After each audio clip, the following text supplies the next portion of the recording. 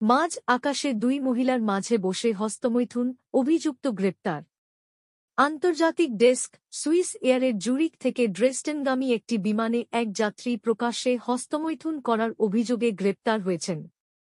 অভিযুক্ত ব্যক্তি দুই মহিলা যাত্রীর মাঝখানে বসেছিলেন এবং আচমকাই এই অস্বাভাবিক আচরণ শুরু করেন। ঘটনাটি ঘটে বিমানটি উড়ানের ৩:৭০ পর, যখন সময় তখন সকাল ৭:৪০।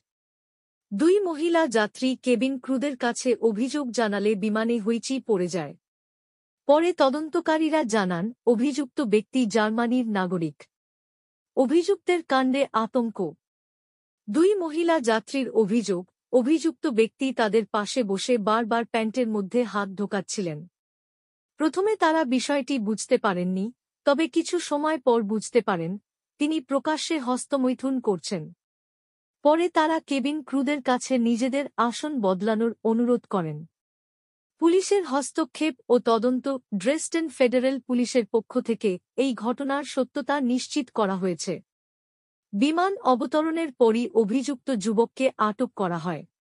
তার বিরুদ্ধে আইনানুগ ব্যবস্থা নেওয়া হচ্ছে বলে জানানো হয়েছে। এমন ঘটনা নতুন নয়। এটি প্রথমবার নয়। এর আগে ৩৯ বছর বয়সী এক ভারতীয় যুবক, কৃষ্ণ পুনাপুলি, একই ধরনের অপরাধে যুক্তরাষ্ট্রের বস্টনে গ্রেপ্তার হন।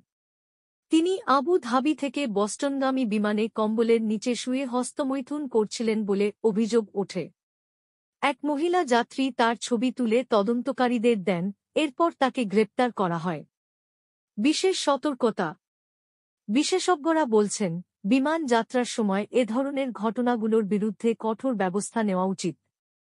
যাত্রীরা যেন নিরাপদে ভ্রমণ করতে পারেন, সেজন্য বিমান সংস্থাগুলোর কড়া নজরদারি বাড়ানো প্রয়োজন। ভ্রমণের সময় যাত্রীদের নিরাপত্তার জন্য কর্তৃপক্ষকে আরও কঠোর হতে হবে বলে মনে